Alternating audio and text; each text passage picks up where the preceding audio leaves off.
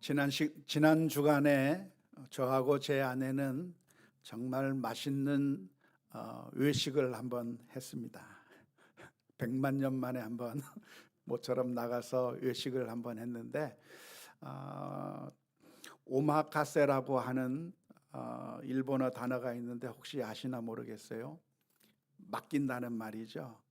차려주는 대로 그냥 셰프가 만들어주는 대로 믿고 먹는 그런 스타일의 식당에, 고급 식당에 가서 저하고 제 아내가 음식을 먹으면서 아주 행복한 짧은 시간을 보내게 됐습니다. 야, 전주에 이렇게 고급스러운 식당도 있구나 하면서 음식을 먹었는데요. 이런 식당을 가게 된 계기가 무엇이냐면 지난 제 생일을 맞이해서 미국에 있는 우리 두 딸아이가 저희 가정에 선물을 하나 보내왔기 때문에 그렇습니다. 조그만 종이에 적혀 있는 식사 상품권이었습니다. 종이에 얼마짜리 상품 그 식사 교환권이 있어서 그걸 믿고 그 식당에 가서 먹었는데요. 그냥 돈도 아니고 그냥 종이 쪼가리에 어느 식당 얼마짜리 식사 교환권이라고 써 있는 그것을 받게 되었을 때 이것을 그냥 무시해 버리고 믿지 않고 그냥 버린 것이 아니라 우리 딸아이들이 나를 생각해서 너무나도 사랑하는 마음으로 보내줬구나. 우리 딸아이를 믿고 이것을 보고 예약을 해서 가서 먹게 되었는데 그 짧은 시간에 참 행복한 그런 시간을 보내게 되었던 것 같습니다. 그것을 먹으면서 어떤 생각이 들었냐면 우리 아이들이 아주 어렸을 때 제게 주었던 조그만 선물이 생각이 났습니다. 우리 아이들이 초등학교 1학년, 2학년 정도 됐을 때 제 생일이 되었을 것 같았어요. 그때 우리 꼬마 아이가 제게 다가와서 아빠 생일 축하해 하면서 제게 뭘 내미는데 종이 쪼가리를 내밀었습니다. 우리 아이들이 무슨 돈이 있겠어요? 뭐가 있겠어요? 아무것도 가진 게 없는 우리 아이들이 저를 생일 축하해 준다고 하면서 내밀었던 종이 쪼가리에는 무엇이 적혀 있었냐면 심부름 교환권이 적혀 있었습니다. 그래서 그 아이가 거기에 심부름 교환권도 써놓고 아빠가 뽀뽀할 수 있는 권리도 준다고 하는 그런 것도 써놓고 여러 가지 교환권들을 많이 써가지고 그 서툰 글씨로 제게 줘서 그것을 바라봤을 때 얼마나 사랑스럽든지 얼마나 고맙든지 그걸 가지고 참 이걸 받아서 참 행복하게 지냈던 기억이 나게 되었습니다. 지난 시간에 우리는 믿음이라고 하는 것이 무엇인가? 믿음이라고 하는 것은 하나님의 은총을 받아들일 수 있는 마음의 문이라고 말씀드렸습니다. 아무리 큰 선물이 있어도 하나님의 은총의 선물이 우리 앞에 놓여져 있다 할지라도 우리가 불신하고 받아들이지 않는다고 한다면 그 하나님의 은총이 우리의 것이 될 수가 없는 것이죠. 우리가 우리 아이들이 보내준 그 조그마한 종이 쪼가리를 바라보면서 웬 종이 쪼가리야 하면서 내버린 것이 아니라 이것을 받아들이고 사용하게 될 때 정말 그곳에서 사랑을 느끼고 행복을 느끼고 그래서 정말 행복한 시간을 가질 수 있었고 그 시간에 정말 사랑의 따뜻한 손길을 느낄 수 있었던 것처럼 내가 믿고 그것을 바라보고 사용할 수 있다고 한다면 그것이 엄청난 축복이요 행복이 될 것이라고 생각을 합니다. 그러므로 믿음이라고 하는 것이 우리의 신앙생활에 있어서도 가장 중요하다고 할 텐데요. 믿음에 있어서 제일 중요한 것이 무엇일까요? 믿음이라고 하는 것에 있어서 가장 중요한 요소가 있다고 하면 무엇일까요? 그것은 어, 믿음의 대상이 중요합니다. 내가 얼마나 열정적으로 믿는가, 내가 얼마나 정말 철저하게 믿는가, 정말 뜨겁게 믿는가라고 하는 열정이 많고 적음보다도 훨씬 더 중요한 것이 있는데, 내가 믿는 그 대상이 무엇인가가 훨씬 더 중요하다고 하는 것입니다. 만일 우리가 열정적으로 믿는데, 그런데 그 믿음의 대상이 헛된 것이라고 한다면 아무 의미가 없는 것이죠. 만일 우리가 믿는 그 대상이 허망한 것이면, 아무것도 실체가 없는 것을 우리가 가짜를 믿는다고 한다면, 더 열정적으로 믿으면 믿을수록 피해를 당하게 될 것이고, 열정적으로 믿으면 믿을수록 더 절망스럽게 되는 것입니다. 정치인들은 선거가 있으면 선거 전에는 엄청난 공약들을 다 쏟아냅니다. 그런데 그 공약들을 다 해보면 5년 내에 할 수 없는 것들을 다 쏟아내고, 예산으로 할 수 없는 공약들을 막 쏟아내는데요, 그런데 당선이 되고 나면 언제 그런 약속을 했느냐는 듯이 다 잊어버리고 말을 바꾸어 버려서, 그래서 늘 실망하게 되는 것을 우리가 경험해 왔습니다. 아마도 그렇게 정치인들이 말을 쉽게 바꾸어 버리는 이유가 있다고 한다면, 그렇게 말을 바꾸어 버려도 열정적으로 지지하는 묻지마 지지자들이 있기 때문일 거라고 생각을 하는데요, 그런데 그렇게 열정적으로 지지하면 지지할수록 실체가 없다고 한다면, 믿음의 대상이 허망한 것이라고 하면 더 실망스러울 수밖에 없을 것입니다. 종종 불교를 믿는 사람들은 이런 이야기를 합니다. 당신이 예수님을 믿든 부처님을 믿든 알라신을 믿든 그것은 중요하지 않고, 정말 얼마나 진실하게 믿는가, 그게 더 중요하다고 이야기하는 소리를 종종 들어보게 될 것입니다. 여러분은 여러분이 믿는 바를 진실하게 믿으십시오. 여러분들이 정말 진실한 믿음을 가지고 있다고 한다면, 정말 신실한 믿음을 가지고 있다고 한다면, 그 믿음의 대상이 예수님이든, 그 믿음의 대상이 부처님이든, 그 믿음의 대상이 알라신이든, 그것은 아무런 상관이 없고, 여러분들의 마음이 정말 순수하고 정말 진실하다고 한다면, 결국에는 우리는 같은 곳에서 만날 거라고 하는 이야기들을 우리가 종종 듣습니다. 어떤 스님이 전도를 하는 어떤 학생에게 이런 말을 했다고 하죠. 예수님은 학생이나 잘 믿게, 나는 부처님을 잘 믿을 테니까 나도 학생의 신앙을 존중해 줄 테니 내가 믿는 신앙도 좀 존중해 주게 라고 이야기했다고 합니다. 이런 이야기를 듣다 보면 참 멋있는 말처럼 보입니다.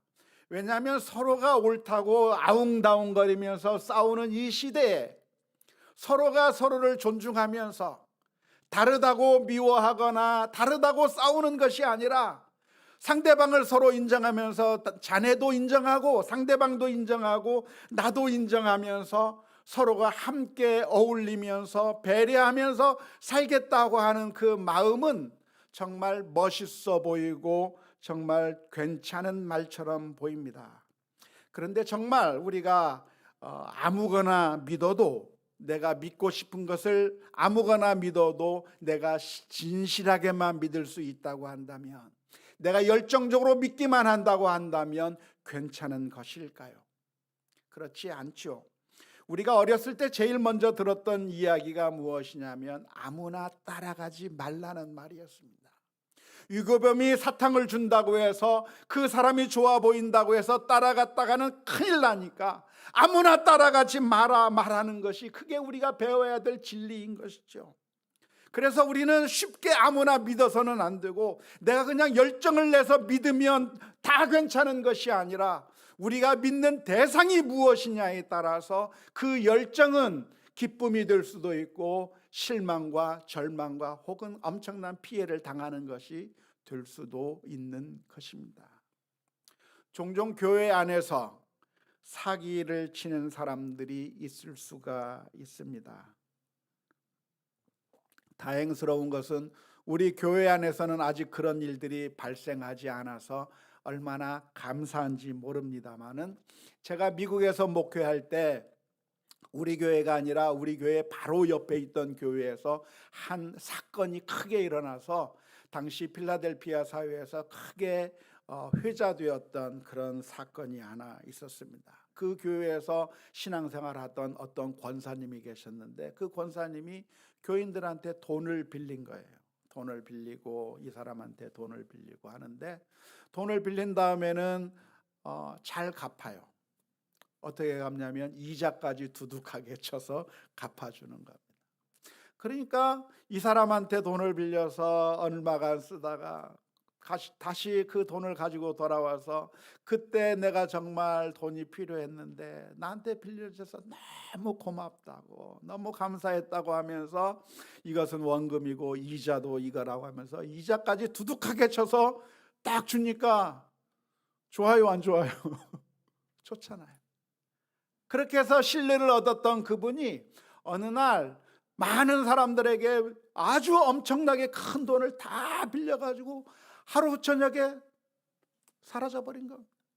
그래서 그 교회가 엄청난 난리가 난 적이 있었는데요, 정말 내가 믿었던 사람인데 그 사람이 그렇게 사기를 치르게 됨에 따라서 결국 엄청난 손해를 보게 된 것입니다.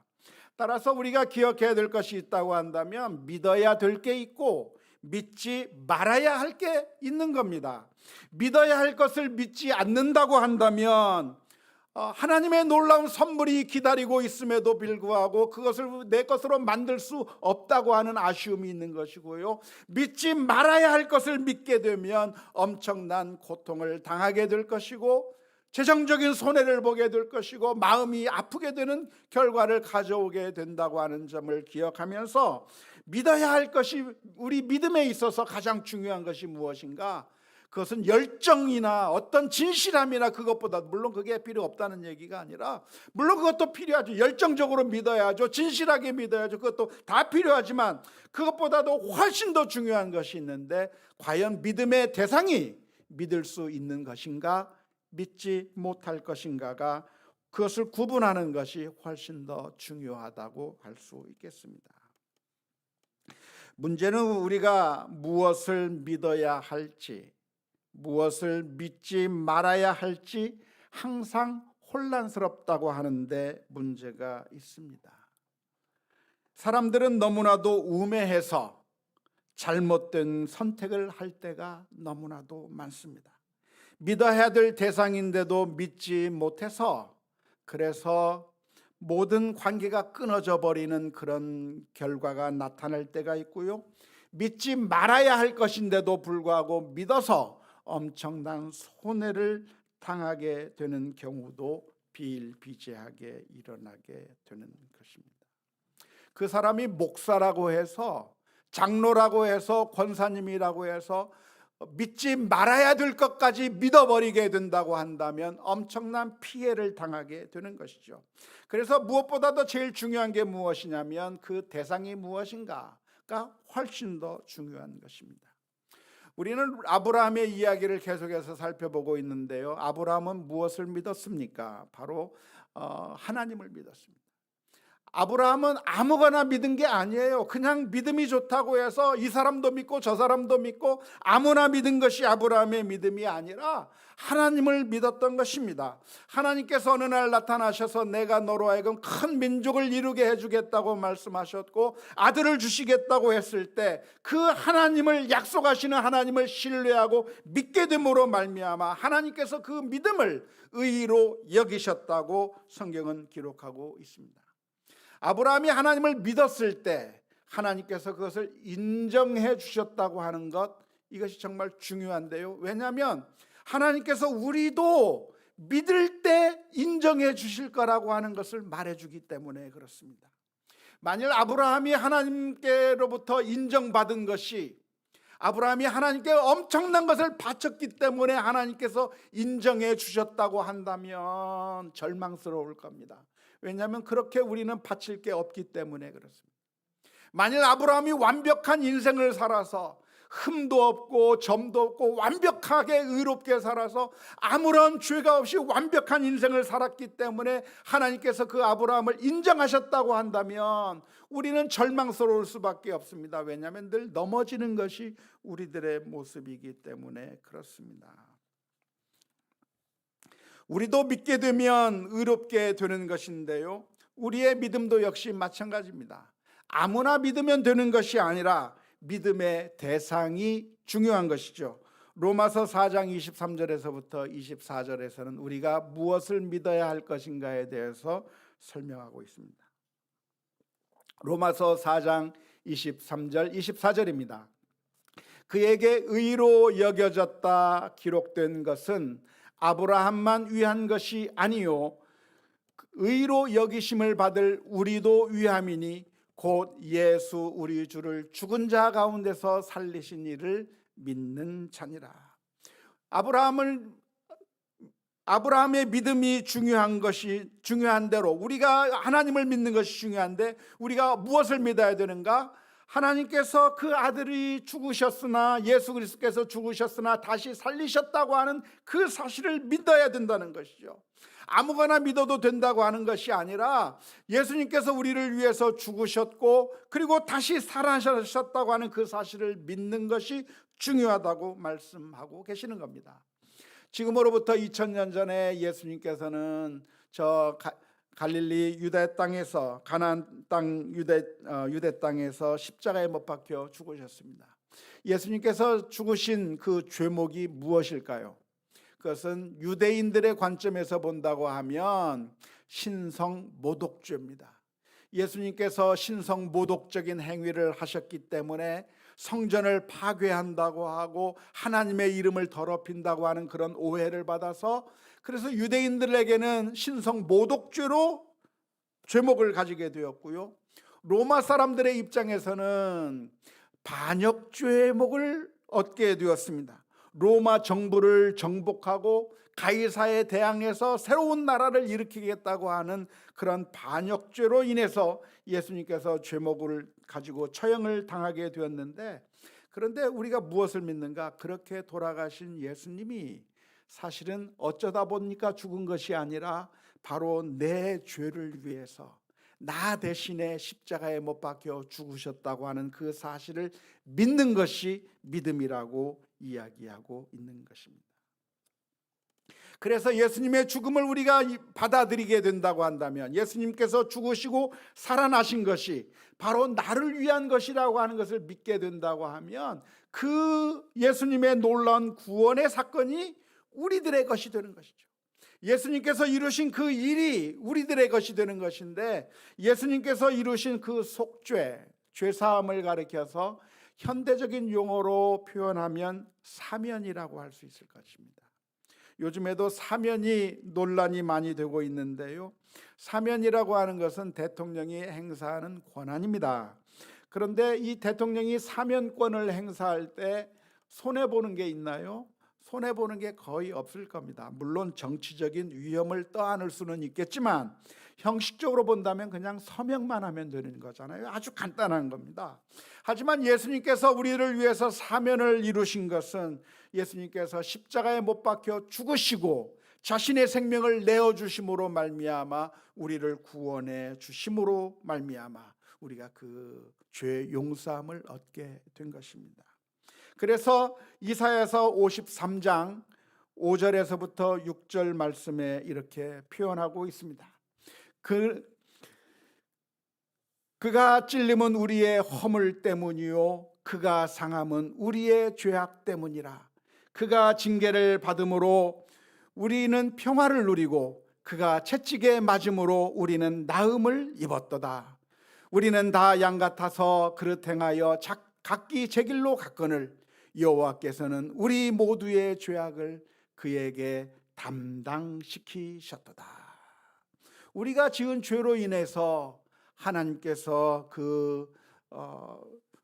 예수 그리스도를 죽이심으로 말미암아 그 죄 사함의 공로가 우리에게로 오게 되었다고 하는 것이고요, 나 때문에 주님께서 죽으셨고 나 때문에 주님께서 고난 당하셨다고 하는 것을 이야기하고 있습니다. 그래서 오늘 로마서 4장 25절 말씀에서는 이렇게 표현합니다. 예수는 우리가 범죄한 것 때문에 내줌이 되고 또한 우리를 의롭다 하시기 위하여 살아나셨느니라.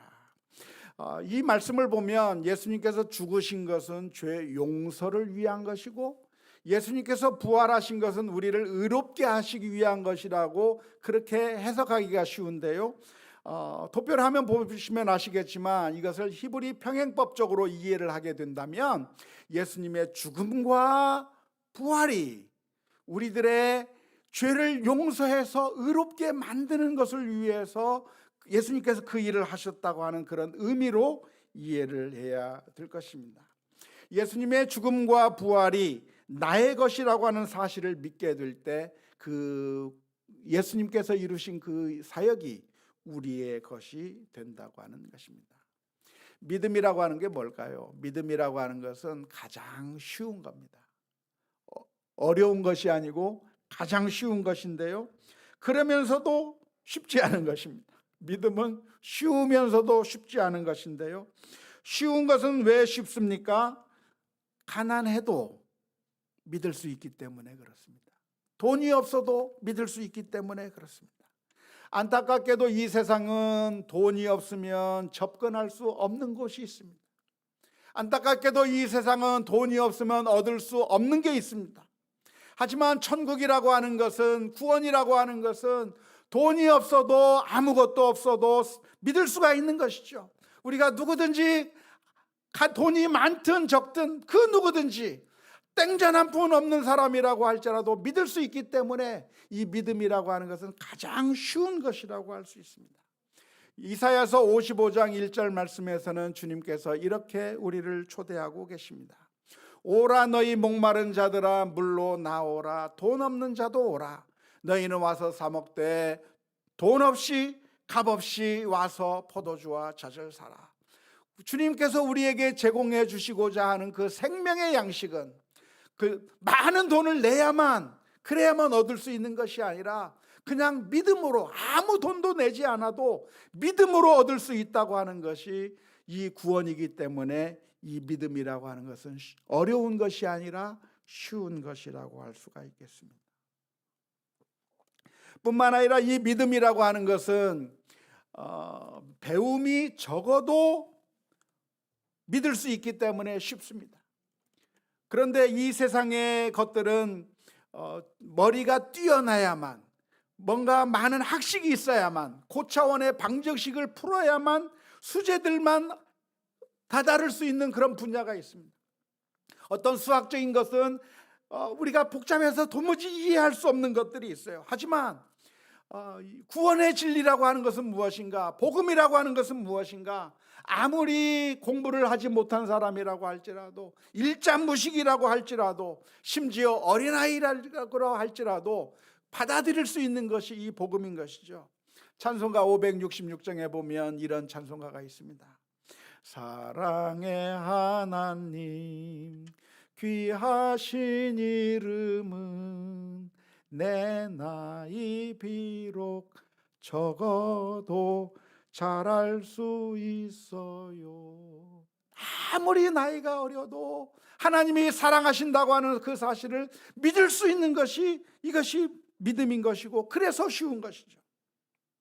뿐만 아니라 믿음이 왜 쉽습니까? 믿음이 쉬운 이유는 우리가 도를 닦고 경지를 닦아서 최고의 경지에 올라가야만 얻을 수 있는 것이 믿음이 아니라 그냥 믿을 수 있어요.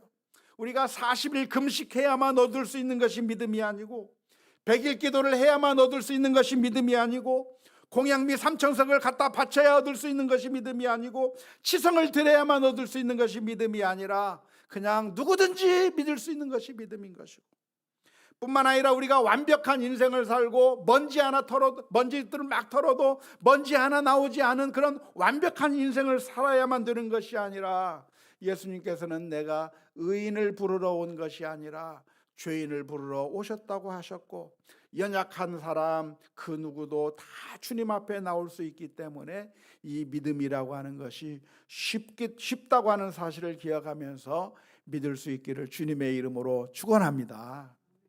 그런데 이 믿음이 이렇게 쉬운데, 그런데 믿기가 어려워요.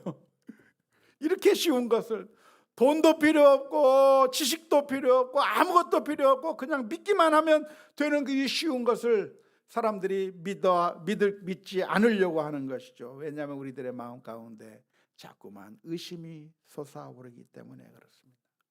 근데 사람들은 무엇을 믿는가? 쉬운 것을 믿는 것이 아니라 오히려 어려워 보이는 것을 더 잘 믿습니다. 예를 들어서 공짜라고 하면 믿지를 못하는데 돈을 내라고 하면 믿어요. 그래서 그냥 내가 기와장에다가 이름 적어 놓으면 된다 하면 10,000원, 20,000원 내놓고 기와장에다 이름 써서 내는 거예요. 까짓것 10,000원 내버리지, 까짓것 20,000원 내버리지 하면서 해버리는 거예요. 사람 연등을 달아놓고, 그래서 10만 원짜리, 100만 원짜리, 50만 원짜리 연등을 달아놓으라고 하면 까짓것 50만 원 지출해버리지, 까짓것 100만 원 지출해버리지 하면서 사람들이 그것을 믿어요. 108배를 절하라고 하면 힘들기는 하지만 108번만 절하면 되니까 그냥 엎드리는 거예요. 왜냐하면 그게 오히려 더 편하게 느껴지는 게 사람들의 마음인 것이죠. 그래서 어렵게 하면 오히려 사람들이 더 열정적으로 믿기도 하고 더 따르는 모습들을 많이 보게 되는데요. 심지어 이단이나 거짓 종교를 보면 정말 수많은 사람들이 몰려가면서 신앙생활하는 것을 보게 되는데요. 그 이단에서 신앙생활하는 것이 쉽냐면 쉽지가 않아요.